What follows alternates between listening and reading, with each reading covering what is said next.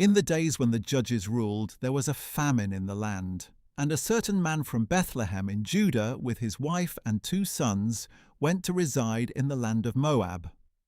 The man's name was Elimelech, his wife's name was Naomi, and the names of his 2 sons were Mahlon and Chilion.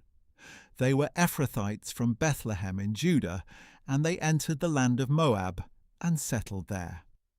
Then Naomi's husband Elimelech died, and she was left with her 2 sons, who took Moabite women as their wives, one named Orpah and the other named Ruth.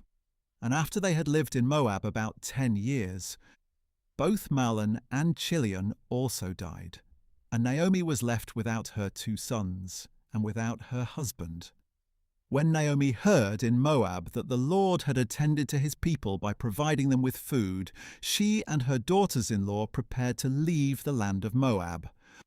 Accompanied by her 2 daughters-in-law, she left the place where she'd been living and set out on the road leading back to the land of Judah. Then Naomi said to her 2 daughters-in-law, "Go back, each of you, to your mother's home. May the Lord show you loving devotion, as you have shown to your dead and to me. May the Lord enable each of you to find rest in the home of your new husband." And she kissed them as they wept aloud, and said, "Surely we will return with you to your people."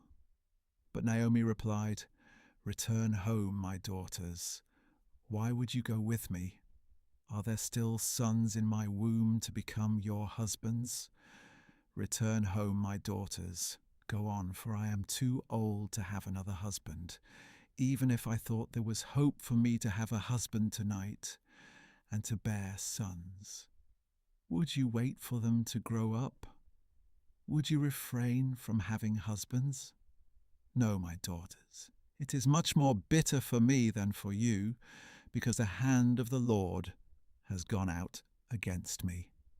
Again they wept aloud, and Orpah kissed her mother-in-law goodbye, but Ruth clung to her. "Look," said Naomi, "your sister-in-law has gone back to her people and her gods. Follow her back home." But Ruth replied, "Do not urge me to leave you or to turn from following you.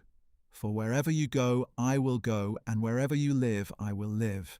Your people will be my people, and your God will be my God. Where you die, I will die, and there I will be buried. May the Lord punish me, and ever so severely, if anything but death separates you and me." When Naomi saw that Ruth was determined to go with her, she stopped trying to persuade her. So Naomi and Ruth travelled until they came to Bethlehem.